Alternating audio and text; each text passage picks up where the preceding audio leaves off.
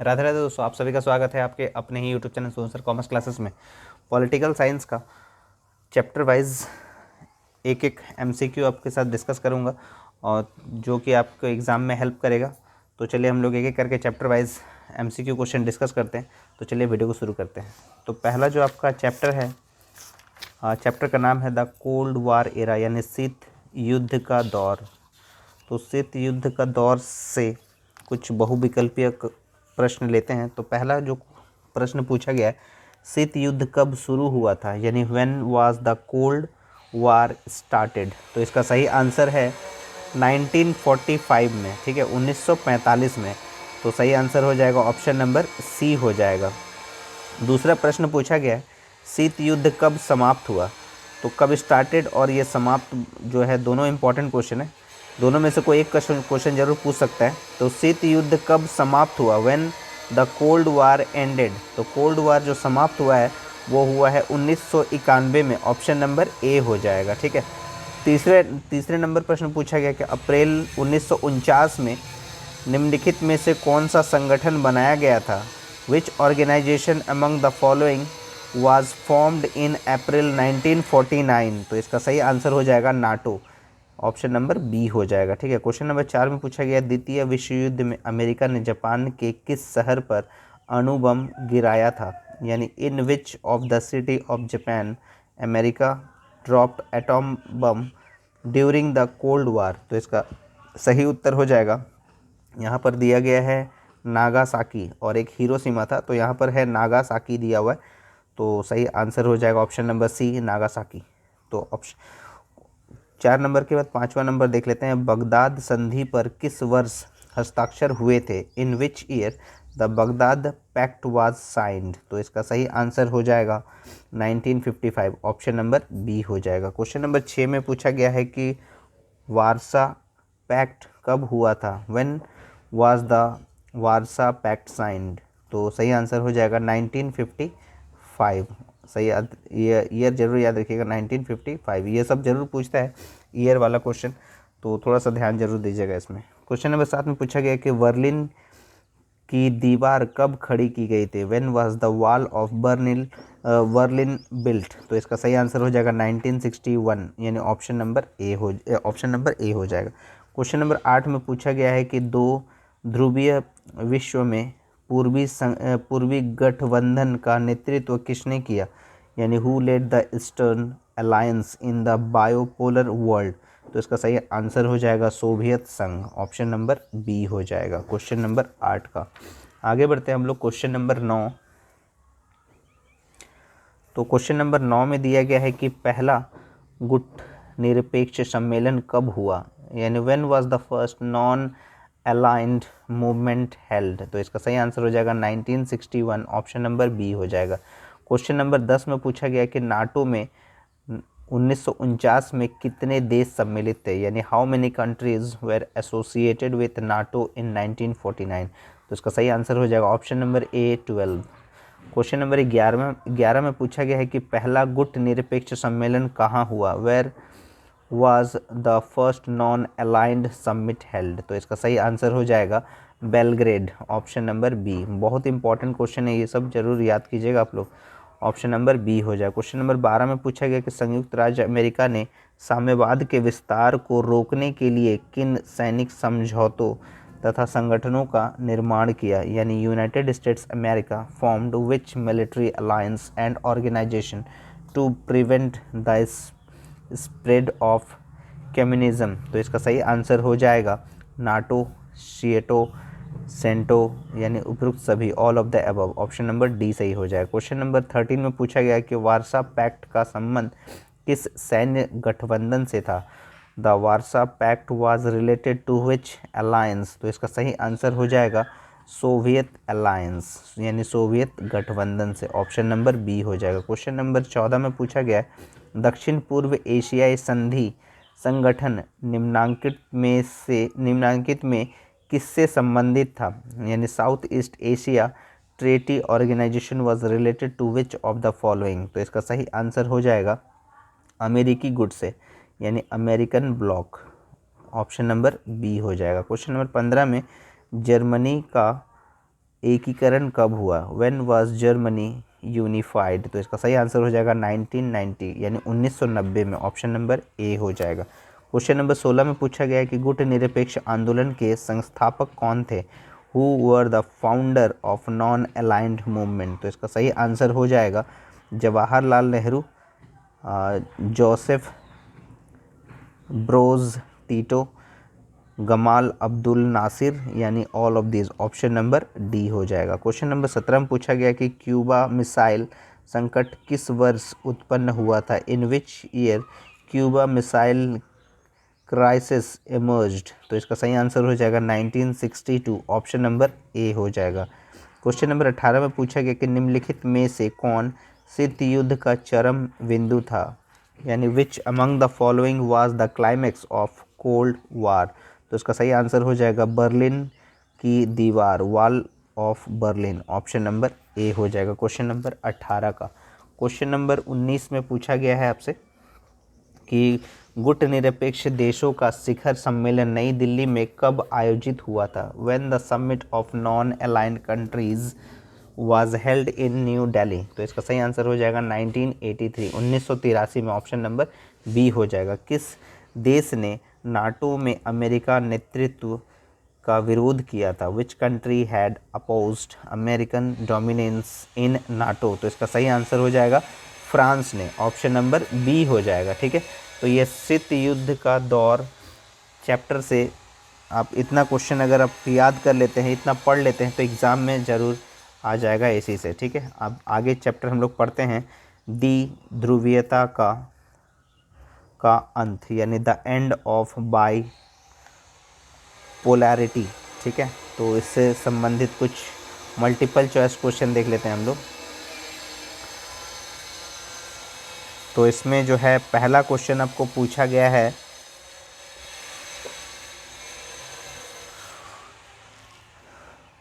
बोल्शविक क्रांति कहाँ हुई थी? Where was the Bolshevik revolution held? तो इसका सही आंसर हो जाएगा रूस। ऑप्शन नंबर ए हो जाएगा। क्वेश्चन नंबर 2 में पूछा गया है कि बोल्शविक क्रांति का नेतृत्व किसने किया था? Who had led the Bolshevik revolution? तो इसका सही आंसर हो जाएगा लेनिन। बहुत इंपॉर्टेंट क्वेश्चन है, ये सब जरूर याद कीजिएगा और वीडियो को स्किप बिल्कुल मत कीजिएगा, अंत तक देखिएगा। क्वेश्चन नंबर 3 में पूछा गया कि शीत युद्ध काल में दूसरी दुनिया के देश किस सैनिक संधि संगठन से जुड़े थे? In the era of cold war the countries of second world were associated with which alliance? तो इसका सही आंसर हो जाएगा वारसा पैक्ट। ऑप्शन नंबर बी हो जाएगा। क्वेश्चन नंबर 4 में पूछा गया कि वॉल्शविक क्रांति कब हुई थी? When was the Bolshevik revolution held? तो इसका सही आंसर हो जाएगा 1914। ऑप्शन नंबर डी हो जाएगा। क्वेश्चन नंबर 5 में पूछा गया किसने सोवियत संघ में सुधारों की शुरुआत की थी? Who initiated reforms in Soviet Union? तो इसका सही आंसर हो जाएगा गोरबाचेव ने। ठीक है, तो इसका सही आंसर हो जाएगा गोरबाचेव ने। ऑप्शन नंबर सी हो जाएगा। याद रखिएगा, ये सब नाम थोड़ा डिफिकल्ट होता है याद रखना, लेकिन फिर भी आपको याद तो रखना होगा। क्वेश्चन नंबर 6 में पूछा गया कि जर्मनी का एकीकरण कब हुआ? When was Germany unified? तो ये दोबारा क्वेश्चन रिपीट किया गया है, इससे पहले भी पूछा गया था व्हेन वाज जर्मनी यूनिफाइड। तो सही आंसर हो जाएगा 1990। ऑप्शन नंबर ए हो जाएगा। क्वेश्चन नंबर 7 में पूछा गया कि सोवियत समाजवादी गणराज्य की स्थापना कब हुई? When was the Soviet socialist Republic established? तो इसका सही आंसर हो जाएगा 1917। ऑप्शन नंबर ए हो जाएगा। क्वेश्चन नंबर 8 में पूछा गया कि सोवियत संघ में कितने संघीय गणराज्य थे? यानी how many federal republics were in Soviet unions? तो इसका सही आंसर हो जाएगा option number B 15। Question number 9 में पूछा गया कि 1917 में यानी 1917 में रूस में समाजवादी गणराज्य की स्थापना किसने की थी? इन 1917 who established the socialist Republic in Russia? तो इसका सही आंसर हो जाएगा लेनिन। याद रखिएगा, ऑप्शन नंबर सी हो जाएगा लेनिन। क्वेश्चन नंबर 10 में पूछा गया कि सोवियत संघ के विघटन के बाद कौन सा देश एक महाशक्ति के रूप में उभरा? Which country emerged as a super power after the distinction of Soviet Union? तो इसका सही आंसर हो जाएगा यूनाइटेड स्टेट्स ऑफ अमेरिका यानी संयुक्त राज्य अमेरिका, ऑप्शन नंबर ए हो जाएगा। क्वेश्चन नंबर 11 में पूछा गया कि सोवियत संघ के अंतिम राष्ट्रपति कौन थे? Who was the last president of Soviet Union? तो इसका सही आंसर हो जाएगा Mikhail Gorbachev, option number C हो जाएगा। ठीक है। क्वेश्चन नंबर 12 में पूछा गया है कि शॉक थेरेपी को कब अपनाया गया? When was the shock therapy adopted? तो इसका सही आंसर हो जाएगा 1990, ऑप्शन नंबर ए 1990।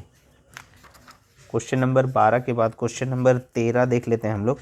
तो क्वेश्चन नंबर 13 में आपसे पूछा गया है कि सोवियत संघ के विभाजन के बाद रूस का प्रथम निर्वाचित राष्ट्रपति कौन था? Who was the first elected president of Russia after the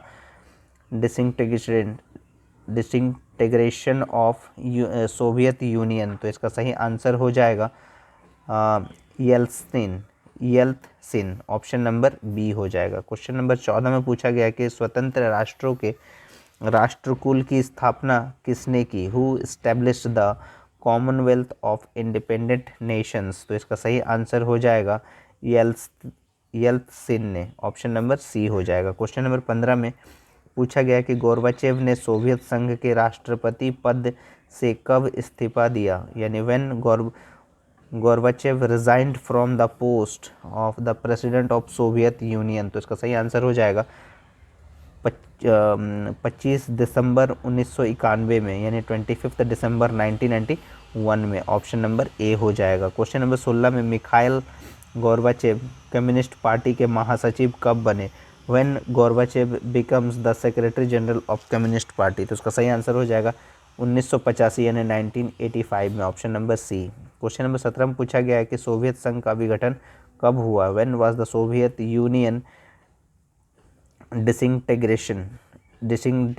डिसइंटेग्रेटेड? Option number यहाँ पर हो जाएगा ऑप्शन नंबर बी 1991 में, ऑप्शन नंबर बी हो जाएगा। क्वेश्चन नंबर 18 में पूछा गया कि ये कौन देश सोवियत के गणराज्य थे? Which this countries were the republics of Soviet Union? तो इसका सही आंसर हो जाएगा बेलारूस, यूक्रेन, तुर्कमेनिस्तान, इनमें से सभी, यानी ऑल ऑफ दीज हो जाएगा, ऑप्शन नंबर डी हो जाएगा। क्वेश्चन नंबर 19 यानी 19 में पूछा गया कि ताशकंद किस देश की राजधानी है? Tashkent is the capital of which country?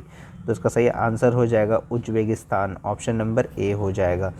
Question number 20 में पूछा गया कि भारत के राष्ट्रपति प्रणब मुखर्जी ने 2 जून 2015 के किस पूर्व सोवियत देश की यात्रा की थी? The president of India Pranab Mukherjee visited which of the pre Soviet country on 2 जून 2015? तो इसका सही आंसर हो जाएगा बेलारूस, ऑप्शन नंबर ए हो जाएगा। तो इतना क्वेश्चन आप ज़रूर पढ़ लीजिएगा, जो आपके एग्ज़ाम में इस तरह का क्वेश्चन पूछा जा सकता है और आप इजीली बना सकते हैं उसको। तीसरा जो चैप्टर है उसका नाम है समकालीन विश्व में अमेरिकी वर्चस्व, अमेरिकन हेजमनी इन कंटेम्प्रेरी वर्ल्ड।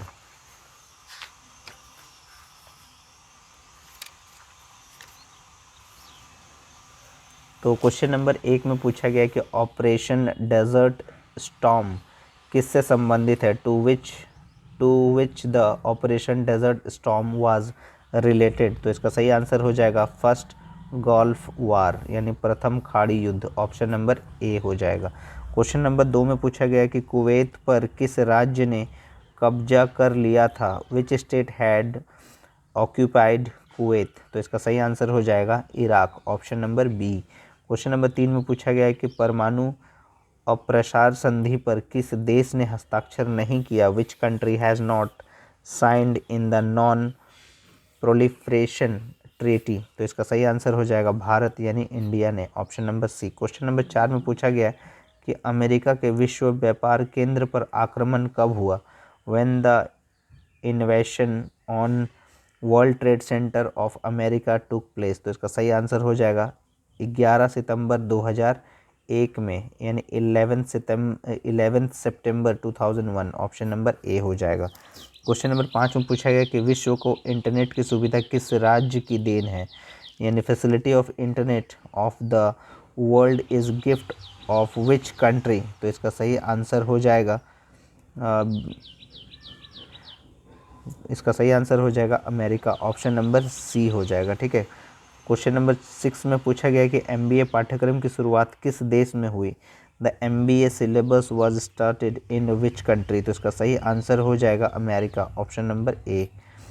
क्वेश्चन नंबर 7 में पूछा गया कि किस देश ने 2003 में संयुक्त राष्ट्र संघ की उपेक्षा कर इराक पर आक्रमण किया। तो इसका सही आंसर हो जाएगा अमेरिका, ऑप्शन नंबर डी हो जाएगा। उसके बाद क्वेश्चन नंबर 8 में पूछा गया है कि विश्व का कौन राष्ट्र अपने बजट का एक बड़ा हिस्सा रक्षा अनुसंधान और विकास के मद में खर्च करता है, यानी which country of the world spends a huge part of its budget in military research and development. तो इसका सही आंसर हो जाएगा America, option number A. Question number 9 में पूछा गया कि सद्दाम हुसैन कब पकड़ा गया। When was Saddam Hussein caught. तो इसका सही आंसर हो जाएगा 13 सितंबर 2003, यानी 13 सितंबर 2003, ऑप्शन नंबर ए हो जाएगा। क्वेश्चन नंबर 10 में पूछा गया कि 1996 में तालिबान ने किस देश में अपना शासन स्थापित कर लिया था। In which country Taliban had established his regime in 1996। तो इसका सही आंसर हो जाएगा Afghanistan, option number C. Question number 11 में पूछा गया कि किस वर्ष आतंकी संगठन अलकायदा ने नैरोबी स्थित अमेरिकी दूतावास पर हमला किया था। In which year the terrorist organisation al Qaeda had invaded on the American embassy in Nairobi. तो इसका सही आंसर हो जाएगा 1998 में, ऑप्शन नंबर ए हो जाएगा। क्वेश्चन नंबर 12 में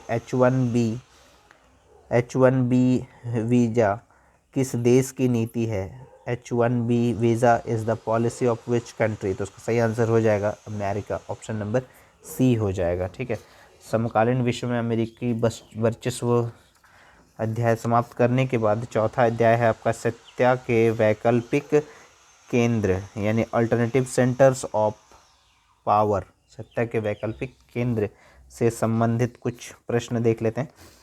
तो पहला प्रश्न है आपका यूरोपीय संघ की स्थापना कब हुई। When was the European union established. तो इसका सही आंसर हो जाएगा ऑप्शन नंबर सी 1992। बहुत इंपॉर्टेंट क्वेश्चन है, ईयर वाला क्वेश्चन जरूर याद रखिएगा। क्वेश्चन नंबर 2 में पूछा गया कि यूरोपीय संघ के कौन 2 सदस्य राज्य सुरक्षा परिषद के स्थायी सदस्य हैं। तो which 2 members countries of the European Union are the members of security council. तो इसका सही आंसर हो जाएगा ब्रिटेन और फ्रांस, ऑप्शन नंबर ए हो जाएगा। क्वेश्चन नंबर 3 में पूछा गया कि यूरोपीय आर्थिक सहयोग संगठन की स्थापना कब हुई। When was the European economic cooperation organisation established. तो इसका सही आंसर हो जाएगा 1948, यानी 1948 में। क्वेश्चन नंबर 4 में पूछा गया कि यूरोपीय आर्थिक समुदाय की स्थापना कब हुई। When was the European economic community established. तो इसका सही आंसर हो जाएगा ए 1957, option number A. Question number 5 में पूछा गया कि निम्नलिखित में कौन आसियान का सदस्य है, यानी which among the following is the member of ASEAN. तो इसका सही आंसर हो जाएगा इंडोनेशिया, ऑप्शन नंबर सी हो जाएगा। क्वेश्चन नंबर 6 में पूछा गया कि पूर्व के नए आर्थिक बाघों की कोटि में किसे रखा जा सकता है, यानी विच ऑफ द फॉलोइंग में be placed in the category of new economic tiger of the east. तो इसका सही आंसर हो जाएगा Malaysia, option number C. Question number 7 में कौन आसियान का सदस्य नहीं है, यानी which of the following is not the member of ASEAN. तो इसका सही आंसर हो जाएगा Sri Lanka, option number D. Question number 8 में पूछा गया कि साम्यवादी चीन का उदय कब हुआ है। When the rise of communist China took place. तो इसका सही आंसर हो जाएगा 1949, ऑप्शन नंबर ए हो जाएगा। क्वेश्चन नंबर 9 में पूछा गया खुले द्वार की नीति को किसने अपनाया। Who adopted the open door policy. तो सही आंसर हो जाएगा चीन, यानी चाइना ने, option number A. Question number 10 में पूछा गया कि यूरोपीय संघ के झंडे में कितने सितारे हैं। How many stars are there in the flag of European Union. ये भी इंपॉर्टेंट सवाल है, तो इसका सही आंसर हो जाएगा ऑप्शन नंबर बी 12, यानी 12। क्वेश्चन नंबर 11 में पूछा गया कि एशिया का वो कौन सा देश है जो अकेले G8 का सदस्य है, यानी which only one country of Asia is the member of G8। तो इसका सही आंसर हो जाएगा जापान, ऑप्शन नंबर बी हो जाएगा क्वेश्चन नंबर 11 का। और क्वेश्चन नंबर 12 में आपसे पूछा गया है कि चीन ने भारत पर कब आक्रमण किया था। ये भी इंपॉर्टेंट क्वेश्चन एग्जाम के लिए। When had China invaded on India, तो इसका सही आंसर हो जाएगा 1962 में, ऑप्शन नंबर ए हो जाएगा। आगे बढ़ते हैं कुछ चैप्टर नंबर 5 में, समकालीन दक्षिण एशिया यानी कंटेम्प्रेरी साउथ एशिया। समकालीन दक्षिण एशिया 5वां नंबर चैप्टर है। तो चलिए देखते हैं इससे रिलेटेड कुछ क्वेश्चंस। तो जैसे क्वेश्चन में दिया गया है कि पहला कि दक्षिण एशियाई देशों में सैनिक शासन सबसे पहले किस देश में स्थापित हुआ, तो इसका सही आंसर हो जाएगा पाकिस्तान, ऑप्शन नंबर ए। निम्नलिखित में से कौन दक्षिण एशिया का देश नहीं है, which among the following is not a country of south Asia, तो इसका सही आंसर हो जाएगा Thailand, option number D. Question number 3 में पूछा गया कि सार्क का गठन कब हुआ था, when the SAARC was formed, तो सही आंसर हो जाएगा 1985 में, ऑप्शन नंबर बी हो जाएगा। क्वेश्चन नंबर 4 में नेपाल में राजा ज्ञानेंद्र द्वारा आपातकाल की घोषणा कब की गई थी, when the emergency was declared in Nepal by king Gyanendra, तो इसका सही आंसर हो जाएगा 2005 में, ऑप्शन नंबर डी हो जाएगा। क्वेश्चन नंबर 5 में पूछा गया कि सार्क के सदस्य देशों की संख्या क्या है, what is the number of the members of SAARC, तो सही आंसर हो जाएगा option number A 8। Question number 6 में पूछा गया कि दक्षेस का मुख्यालय कहाँ है, यानी where is the head office of SAARC, तो इसका सही आंसर हो जाएगा काठमांडू, यानी ऑप्शन नंबर सी जो नेपाल में है। क्वेश्चन नंबर 7 में पूछा गया कि शेख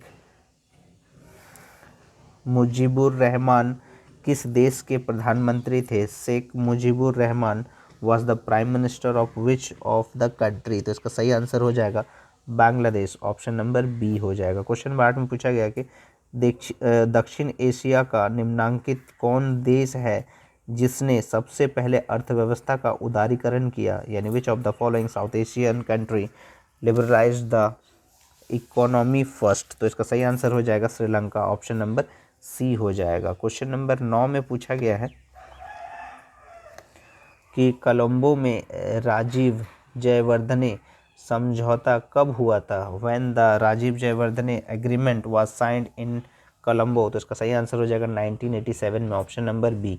क्वेश्चन नंबर 10 में पूछा गया कि निम्नांकित में कौन देश सार्क का सदस्य नहीं है, ठीक है, तो which of the following country is not the member of SAARC, तो सही आंसर हो जाएगा इसका Myanmar, option number C. Question number 11 में पूछा गया कि भारत से शांति सेना श्रीलंका कब भेजी गई थी, when the peace forces was sent to Sri Lanka from India, तो उसका सही आंसर हो जाएगा 1987 में, option number C. Question number 12 में पूछा गया कि सार्क का प्रथम शिखर सम्मेलन कहाँ हुआ, where was the first SAARC summit held, तो इसका सही आंसर हो जाएगा Dhaka, option number C.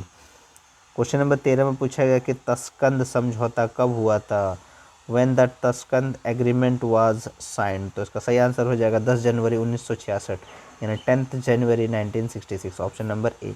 Question number 14 में पूछा गया कि भारत और पाकिस्तान के बीच कारगिल युद्ध कब हुआ था, when the Kargil war between India and Pakistan was took place, तो सही आंसर हो जाएगा 1999, ऑप्शन नंबर ए।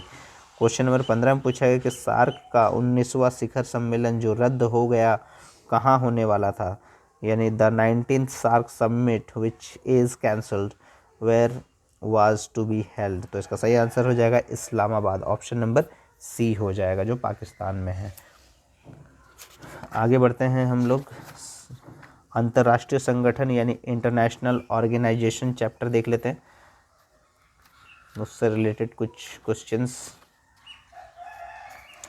तो इसमें पहला क्वेश्चन पूछा गया है कि संयुक्त राष्ट्र संघ कब अस्तित्व में आया, when the United Nations organisation came into existence, तो इसका सही आंसर हो जाएगा 24 अक्टूबर 1945, यानी 24 अक्टूबर 1945, option number D. Question number 2 में पूछा गया कि अंतर्राष्ट्रीय न्यायालय कहाँ अवस्थित है, where is the international court of justice situated, तो इसका सही आंसर हो जाएगा हैग, ऑप्शन नंबर ए में, ऑप्शन नंबर ए हो जाएगा हैग।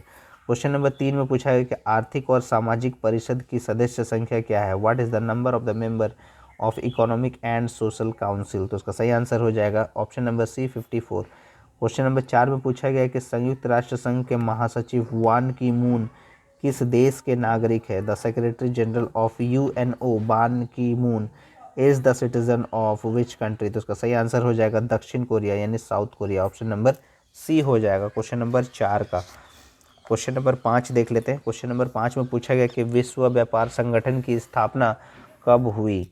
When the World Trade Organisation was established? तो इसका सही आंसर हो जाएगा 1995, ऑप्शन नंबर डी हो जाएगा। क्वेश्चन नंबर 6 में पूछा गया किस वर्ष सुरक्षा परिषद के अस्थायी सदस्यों की संख्या बढ़ाकर 6 से 10 की गई? In which year the number of temporary members of the security council increased from 6 to 10? तो इसका सही आंसर हो जाएगा 1965, option number A.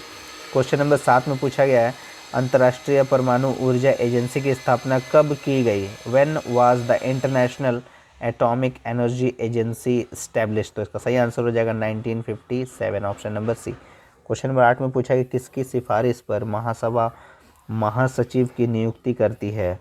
On whose recommendation the general assembly appoints the secretary general? तो इसका सही आंसर हो जाएगा सुरक्षा परिषद, सिक्योरिटी काउंसिल का, option number A.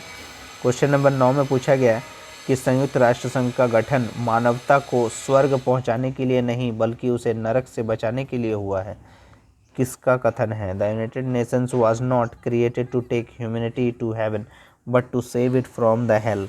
Whose statement is this? तो इसका सही आंसर हो जाएगा Dag Hammarskjold, option number C हो जाएगा। क्वेश्चन नंबर 10 में पूछा गया कि सुरक्षा परिषद में कितने अस्थायी सदस्य हैं? तो उसका सही आंसर हो जाएगा ऑप्शन नंबर बी हो जाएगा। ठीक है।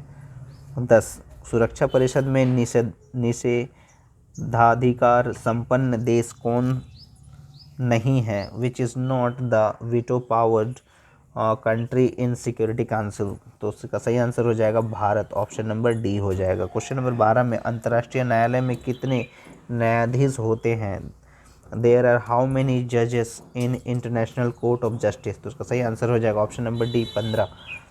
क्वेश्चन नंबर 13 में पूछा गया कि संयुक्त राष्ट्र संघ के प्रथम महासचिव कौन थे? Who was the first general secretary of the united nation organisation? तो उसका सही आंसर हो जाएगा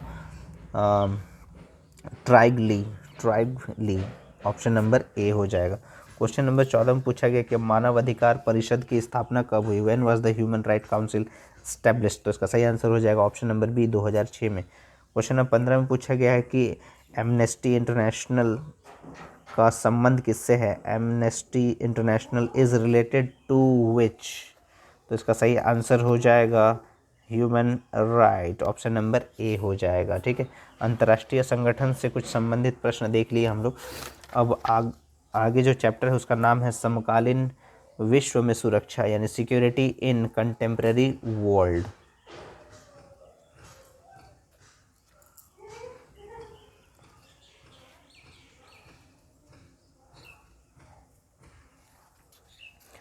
तो क्वेश्चन नंबर 1 में पूछा गया है कि कौन पारंपरिक सुरक्षा नीति के तत्व है यानी which are the element of traditional security policy? तो उसका सही आंसर हो जाएगा शक्ति संतुलन यानी बैलेंस ऑफ पावर, गठबंधन बनाना टू मेक अलायंस, सामूहिक सुरक्षा यानी कलेक्टिव सिक्योरिटी, उपयुक्त सभी, ऑप्शन नंबर डी हो जाएगा।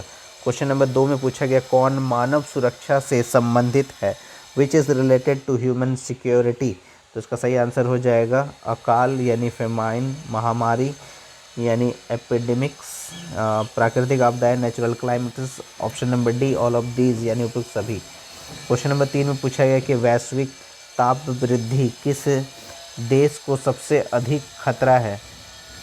तो इसका सही आंसर हो जाएगा which country has the greatest danger from global warming? तो इसका सही आंसर हो जाएगा मालदीव्स, ऑप्शन नंबर ए।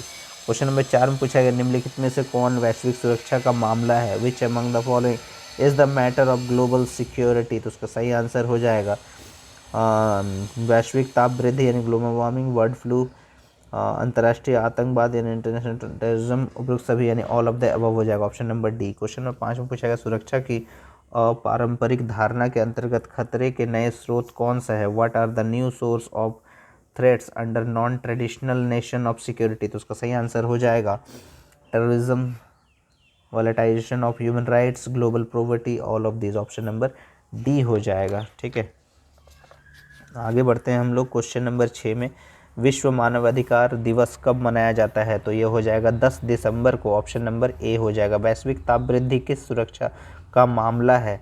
ठीक है, तो इसका सही उत्तर हो जाएगा वैश्विक सुरक्षा, ऑप्शन नंबर बी हो जाएगा। 8वें नंबर प्रश्न पूछा गया किस देश में HIV एड्स से प्रत्येक 3 में से एक व्यक्ति पीड़ित है? तो इसका सही उत्तर हो जाएगा बोत्सवाना, ऑप्शन नंबर बी हो जाएगा। क्वेश्चन नंबर 9 में मैड काउ बीमारी कहाँ फैली थी? Where was the mad cow disease spread? तो इसका सही आंसर हो जाएगा Britain, option number C. Question number 10 में पूछा गया जैविक हथियार संधि कब की गई थी? When was the biological weapons treaty sign? तो इसका सही आंसर हो जाएगा 1972 में, इन 1972, ऑप्शन नंबर ए हो जाएगा। आगे बढ़ते हैं हम लोग पर्यावरण तथा प्राकृतिक संसाधन से संबंधित कुछ मल्टीपल चॉइस क्वेश्चन देख लेते हैं हम लोग। पर्यावरण तथा प्राकृतिक संसाधन से संबंधित, तो इसमें पूछा गया है पहला प्रश्न, किस दशक में पर्यावरण से संबंधित मामले राजनीति के मामले बने? तो इसका सही उत्तर हो जाएगा 1960 में, ऑप्शन नंबर ए हो जाएगा। पर्यावरण की सुरक्षा के लिए पहला अंतर्राष्ट्रीय सम्मेलन कहाँ हुआ था? तो उसका सही आंसर हो जाएगा Stockholm, option number C. Question number 3 में पूछा गया कि पर्यावरण और विकास पर संयुक्त राष्ट्र संघ आयोग की रिपोर्ट का क्या शीर्षक है? तो उसका सही आंसर हो जाएगा हमारा साझा भविष्य, our common future, option number ए।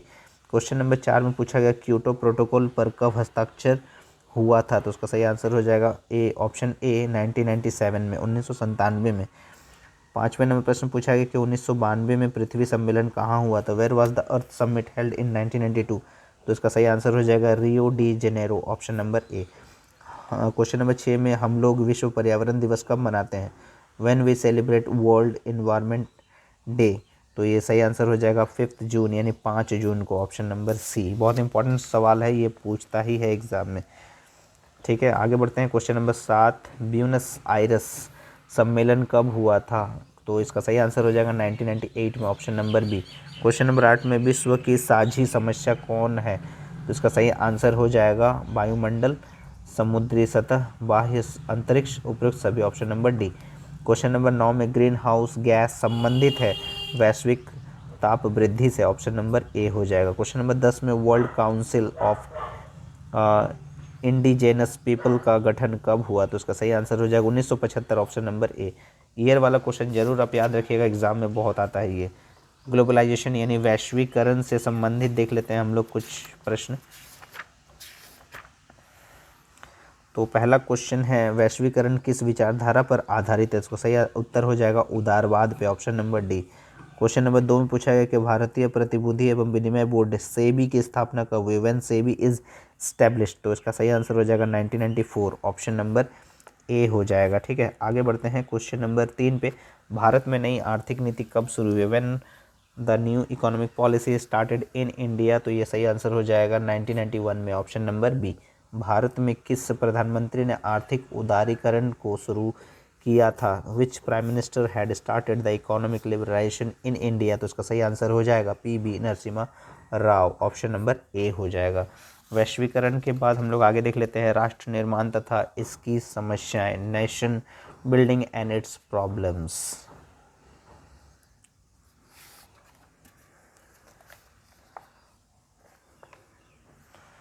तो पहला क्वेश्चन आपसे पूछा गया कि भारत का संविधान कब स्वीकृत किया गया? When was the constitution of India adopted? तो सही आंसर हो जाएगा 1949, ऑप्शन नंबर ए। भारत का पहला उप प्रधानमंत्री कौन था? यानी सही आंसर हो जाएगा इसका सरदार वल्लभ भाई पटेल, ऑप्शन नंबर ए हो जाएगा। किस भाषा के आधार पर 1953 में आंध्र प्रदेश राज्य का गठन किया गया था? Telugu, option number A. Question number 4 में पूछा गया कि भारतीय संघ में शामिल होने वाली अंतिम देसी रियासत कौन थी? तो इसका सही आंसर हो जाएगा हैदराबाद, ऑप्शन नंबर बी हो जाएगा। 5वें नंबर प्रश्न पूछा गया कि भारतीय संघ का 29वां राज्य कौन है? Which is the 29th state of the Indian union? तो इसका सही आंसर हो जाएगा तेलंगाना। भारतीय संघ का 29वां राज्य कौन सा है? तो वो तेलंगाना, ऑप्शन नंबर डी हो जाएगा। क्वेश्चन नंबर 6 में पूछा गया कि राज्य पुनर्गठन आयोग के बारे में निम्न में से कौन कथन सही नहीं है? तो इसका सही आंसर हो जाएगा, इसने भाषा को राज्य के पुनर्गठन के आधार के रूप में अस्वीकृत किया है। ऑप्शन नंबर बी हो जाएगा। क्वेश्चन नंबर 7 में पूछा गया, संविधान के किस भाग में भारत की 22 भाषाओं का उल्लेख किया गया है? तो उसका सही उत्तर हो जाएगा 8वीं अनुसूची यानी 8th शेड्यूल में। Option number B. Question number 8 में लौह पुरुष के रूप में कौन जाना जाता है, यानी who is known as the iron man of India? तो इसका सही आंसर हो जाएगा सरदार वल्लभ भाई पटेल। ऑप्शन नंबर सी हो जाएगा। क्वेश्चन नंबर 9 में देश के विभाजन के समय नोआखाली नामक स्थान चर्चा में क्यों था? यानी इसका सही आंसर हो जाएगा सांप्रदायिक दंगों के कारण। ऑप्शन नंबर बी हो जाएगा। क्वेश्चन नंबर 10 में किस ब्रिटिश योजना द्वारा भारत के विभाजन का प्रस्ताव दिया गया? तो सही इसका आंसर हो जाएगा माउंटबेटन योजना। ऑप्शन नंबर ए हो जाएगा। क्वेश्चन नंबर 11 में पूछा गया, आज़ादी के समय अंतरिम सरकार में जवाहरलाल नेहरू किस पद पर थे? तो इसका सही आंसर हो जाएगा option number C, governor general की कार्य परिषद में उपाध्यक्ष, यानी ऑप्शन नंबर सी हो जाएगा क्वेश्चन नंबर 11 का आंसर। और प्रश्न संख्या 12 में पूछा गया कि कांग्रेस ने अवाड़ी अधिवेशन में किस वर्ष समाज के समाजवादी ढांचे का प्रस्ताव पारित किया था? इसका आंसर हो जाएगा 1955 में, 1955 में। आगे बढ़ते हैं हम लोग। तो एक दलीय प्रभुत्व का युग, era of one party dominance, एक दलीय प्रभुत्व का युग। तो इसमें जो है पहला प्रश्न पूछा गया है, जय जवान जय किसान का नारा किसने दिया था? तो उसका सही आंसर हो जाएगा Lal Bahadur Shastri. Option number D. Question number 2 में पूछा गया कि नेहरू की मृत्यु के बाद उनका राजनीतिक उत्तरदायित्व कौन बना? तो इसका सही आंसर हो जाएगा Lal Bahadur Shastri. Option number C. Question number 3 में पूछा गया कि 1952 से 1967 के बीच भारतीय राजनीति में किस पार्टी का वर्चस्व रहा? Which political party in India had dominance in Indian politics from 1952 to 1967? तो उसका सही आंसर हो जाएगा Congress. Option number A. Question number 4 में पूछा गया कि भारत में चुनाव कराने के लिए कौन उत्तरदायी है? Who is responsible for holding election in India? तो सही आंसर हो जाएगा the election commission of India, Bharat का चुनाव आयोग। Option number C. Question number 5 में पूछा गया किस भारतीय राजनीतिक दल को छत्री संगठन के रूप में जाना जाता है? Which Indian political party is known as umbrella organisation? तो इसका सही आंसर हो जाएगा Congress party. Option number D. Question number 6 में पूछा गया, निम्नलिखित में से किस विद्वान ने भारतीय राजनीति में कांग्रेस के प्रभुत्व को कांग्रेस सिस्टम का नाम दिया? तो उसका सही आंसर हो जाएगा रजनी कोठारी ने। Option number C. Question number 7 में पूछा गया कि कामराज योजना किस वर्ष प्रस्तावित की गई थी? तो उसका सही आंसर हो जाएगा 1963 में, 1963 में। ऑप्शन नंबर सी हो जाएगा। आगे बढ़ते हैं क्वेश्चन नंबर 8 पे। पहली लोकसभा में सबसे बड़ा विपक्षी दल कौन था? तो इसका सही आंसर हो जाएगा भारतीय साम्यवादी पार्टी यानी communist party of India. Option number D.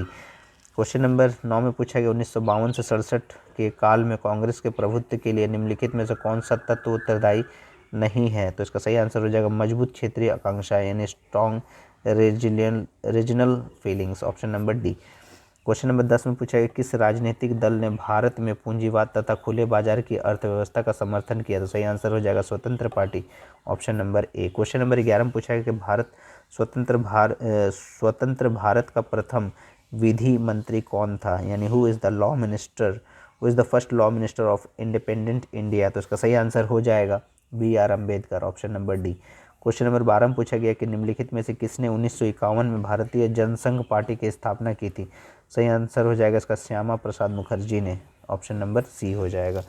आगे बढ़ते हैं हम लोग नियोजित विकास की राजनीति।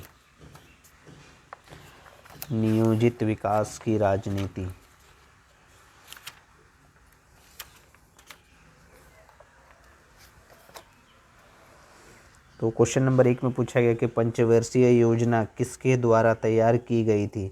Who drafted the second 5 year plan? ठीक है, तो इसका सही आंसर हो जाएगा PC Mahalanobis. Option number C हो जाएगा PC महालोनोविस। क्वेश्चन नंबर 2 में पूछा गया कि पहली पंचवर्षीय योजना की अवधि क्या थी? बहुत इंपॉर्टेंट क्वेश्चन एग्जाम में पूछता है, what was the duration of first 5 year plan? तो उसका सही आंसर हो जाएगा 1951 से 1956। ऑप्शन नंबर ए हो जाएगा। क्वेश्चन नंबर 3 में योजना आयोग का पदेन अध्यक्ष कौन होता है? Who use to be the ex officio chairman of planning commission. तो इसका सही आंसर हो जाएगा द प्राइम मिनिस्टर। बहुत इंपॉर्टेंट क्वेश्चन एग्जाम में पूछता है। क्वेश्चन नंबर 4 में पूछा गया किस पंचवर्षीय योजना में गरीबी हटाओ को प्राथमिकता दी गई थी। ये भी इंपॉर्टेंट सवाल है। किस पंचवर्षीय योजना में गरीबी हटाओ को प्राथमिकता दी गई थी। तो इसका सही आंसर हो जाएगा 5वीं योजना 1974 से 1979 में जो चला था, option number C. Question number 5 में पूछा गया कि अर्थव्यवस्था के किस क्षेत्र के राष्ट्रीय सकल उत्पाद में योगदान में निरंतर गिरावट आई है। तो इसका सही आंसर हो जाएगा कृषि क्षेत्र यानी एग्रीकल्चर सेक्टर, ऑप्शन नंबर सी।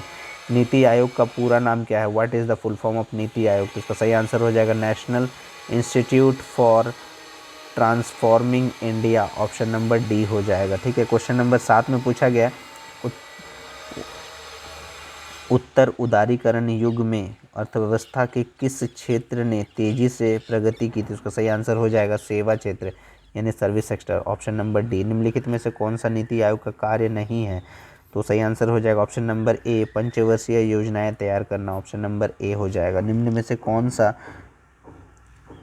जोड़ा सही सुमेलित नहीं है। योजना आयोग का गठन 1951, ऑप्शन नंबर बी। ठीक है। किस पंचवर्षीय योजना में समेकित तथा टिकाऊ विकास को प्रमुख लक्ष्य घोषित किया गया है। तो सही आंसर हो जाएगा 12वीं पंचवर्षीय योजना, ऑप्शन नंबर डी हो जाएगा। ठीक है। आगे बढ़ते हैं हम लोग। नियोजित विकास के बाद भारत के वैदेशिक संबंध।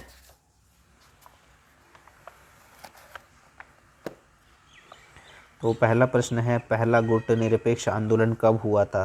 तो सही आंसर हो जाएगा 1961 यानी 1961 में। ठीक है।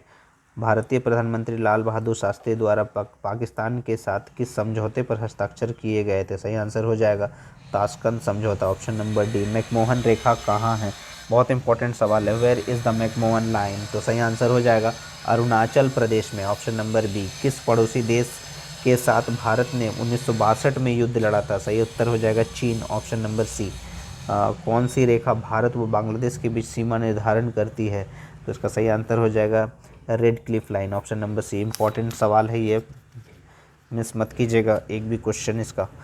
क्वेश्चन नंबर 6 में पूछा गया किस पड़ोसी देश के साथ भारत की सीमा सबसे लंबी है। तो सही आंसर हो जाएगा Bangladesh, option number D. Bharat व चीन के बीच पंचशील समझौते पर किस वक्त हस्ताक्षर किए गए थे। ठीक है। तो उसका सही आंसर हो जाएगा 1954, ऑप्शन नंबर ए। किसे अफ्रीकन गांधी के नाम से जाना जाता है, who is the African Gandhi. तो सही आंसर हो जाएगा Nelson Mandela, option number D. Bharat की विदेश नीति के मौलिक सिद्धांतों का वर्णन संविधान के किस अनुच्छेद में किया गया। तो सही आंसर हो जाएगा अनुच्छेद 51 में, ऑप्शन नंबर डी। भारत निम्नलिखित में किस संगठन का सदस्य नहीं है। तो सही आंसर हो जाएगा ASEAN, option number C. Question number 11 में किस प्रधानमंत्री ने 1951 में पूरब की ओर देखो की नीति आरंभ किया था। सही आंसर हो जाएगा Narasimha Rao, option number B. Question number उसके बाद आपको 13 में पूछा गया कि ऐतिहासिक भारत अमेरिकी नागरिक परमाणु सहयोग समझौता पर किस वर्ष हस्ताक्षर किए गए थे। 2008 में, ऑप्शन नंबर डी हो जाएगा। ठीक है। आगे बढ़ते हैं हम लोग। कांग्रेस प्रणाली की चुनौती तथा उसकी पुनर्स्थापना। तो पहला क्वेश्चन है जय जवान जय किसान जय विज्ञान का नारा किसने दिया था। सही आंसर हो जाएगा अटल बिहारी वाजपेयी ने, ऑप्शन नंबर सी हो जाएगा। ठीक है। इंदिरा गांधी द्वारा 1971 में आम चुनाव के समय कौन सा नारा दिया गया था, गरीबी हटाओ, ऑप्शन नंबर डी। बहुत इंपॉर्टेंट सवाल है, एग्जाम में पूछता है ये भी। 1969 में कांग्रेस के मतभेदों के कारण उसका राष्ट्रपति के लिए कौन सा प्रत्याशी चुनाव हार गया था। सही आंसर हो जाएगा Neelam Sanjiva Reddy, option number C हो जाएगा। ठीक है। आगे बढ़ते हैं हम लोग। एक क्वेश्चन है आपका कि which year 14 bank were nationalise. बहुत इंपॉर्टेंट क्वेश्चन है। 14 बैंकों का राष्ट्रीयकरण किस वर्ष हुआ था। तो सही आंसर हो जाएगा 1969, ऑप्शन नंबर बी हो जाएगा। जब इंदिरा गांधी पहली बार प्रधानमंत्री बनी तो वे किसकी सदस्य थी। तो सही आंसर हो जाएगा इसका Rajya Sabha, option number B. Important सवाल है, एग्जाम में पूछता है। 1960 के दशक में निम्न में से कौन गैर कांग्रेसवाद का प्रबल समर्थक था। राम मनोहर लोहिया, ऑप्शन नंबर ए। बहुत इंपॉर्टेंट सवाल है। निम्न में कौन एक कांग्रेस सिंडिकेट का सदस्य नहीं था। Indira Gandhi, option number A हो जाएगा। ठीक है, निम्नलिखित में से कौन 1969 में एक निर्दलीय प्रत्याशी के रूप में राष्ट्रपति का चुनाव जीता था? वी गिरी। बहुत इंपॉर्टेंट सवाल है, ऑप्शन नंबर ए हो जाएगा। तो हम लोग आगे बढ़ते हैं। संवैधानिक व्यवस्था का संकट, तो इसमें पूछा गया आपातकाल के दौरान कौन सा संविधान संशोधन पारित किया गया था? सही उत्तर हो जाएगा 42वां संशोधन, ऑप्शन नंबर ए हो जाएगा। 1977 में जनता पार्टी शासन में कौन प्रधानमंत्री बना था? सही आंसर हो जाएगा Morarji Desai, option number C हो जाएगा। आपातकाल के दौरान नवनिर्माण आंदोलन का नेतृत्व किसने किया था? तो सही आंसर हो जाएगा इसका जयप्रकाश नारायण ने, ऑप्शन नंबर सी। संपूर्ण क्रांति का विचार किसने दिया था? सही आंसर हो जाएगा Jayaprakash Narayan, option number C. ये जितने भी क्वेश्चन पढ़ रहे बहुत इंपॉर्टेंट है एग्जाम के लिए, ठीक है, मिस मत कीजिएगा एक भी। आपातकाल की जातियों की जांच करने के लिए निम्न में से कौन आयोग गठित किया गया था? सही आंसर हो जाएगा शाह आयोग, ऑप्शन नंबर बी हो जाएगा।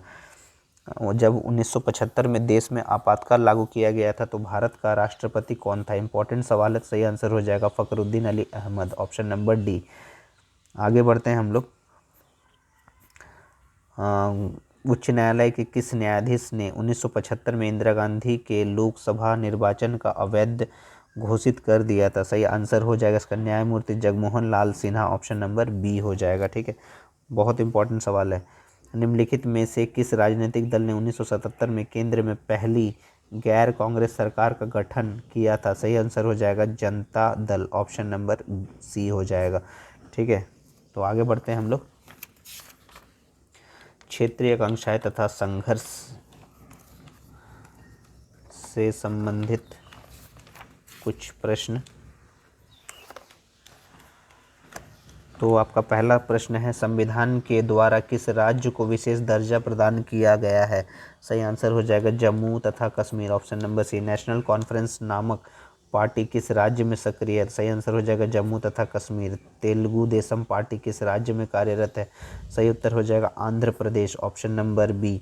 निम्नलिखित में से कौन राज्य उत्तर पूर्वी भारत के 7 बहनों में शामिल नहीं है? तो ये बहुत इंपॉर्टेंट सवाल है, सही उत्तर हो जाएगा उत्तराखंड, ऑप्शन नंबर डी हो जाएगा। ठीक है, अमृतसर मंदिर को आतंकवादियों से मुक्त कराने के लिए कौन सा अभियान चलाया गया था? ये भी इंपॉर्टेंट सवाल है, operation blue star, option number B हो जाएगा। ठीक है,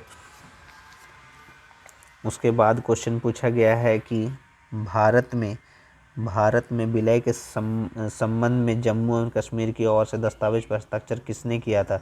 राजा हरि सिंह ने, ऑप्शन नंबर बी हो जाएगा। ठीक है, उसके बाद एक क्वेश्चन पूछा गया है कि पानून कश्मीर नामक संगठन किसके हितों का प्रतिनिधित्व करता है? तो सही उत्तर हो जाएगा कश्मीरी पंडित समुदाय, ऑप्शन नंबर डी। धरती पुत्र की धारणा का संबंध है यहाँ पर संकुचित क्षेत्रवाद से, ऑप्शन नंबर डी हो जाएगा। ठीक है, तो ये पॉलिटिकल साइंस से संबंधित चैप्टर वाइज आपका सारे क्वेश्चन एमसीक्यू डिस्कस कर दिए। तो 30 क्वेश्चन उम्मीद है आपका जो आएगा उसमें आप अच्छा से उत्तर कर पाएंगे। और कमेंट करके आप लोग ज़रूर बताइएगा कि ये वीडियो आपके लिए कितना हेल्पफुल हुआ, और ये वीडियो को बिल्कुल स्किप मत कीजिएगा, और जो मिस कर दिए हैं वो सोनू सर कॉमर्स क्लासेस में जाकर प्लेलिस्ट में ज़रूर चेक कर लीजिएगा, ताकि आपका एक भी क्वेश्चन एग्ज़ाम में ना छूटे। और उस दिन हम लोग आंसर की के साथ ज़रूर मिलेंगे। और उससे पहले देखते हैं, अभी तो आपका 26 तारीख को एग्ज़ाम है, तो उससे पहले अगर और भी कुछ इंपॉर्टेंट क्वेश्चन अगर मिल पाए तो और भी इंपॉर्टेंट क्वेश्चन करवा देंगे आपको। तो अगर आपको वीडियो पसंद आ रहा है तो ज़्यादा से ज़्यादा शेयर करें अपने दोस्तों में, और अगर आप चैनल पर नए हैं तो चैनल को सब्सक्राइब कर ले। इसी तरह जुड़े रहे सोनू सर कॉमर्स क्लासेस के साथ। तब तक के लिए राधे राधे दोस्तों।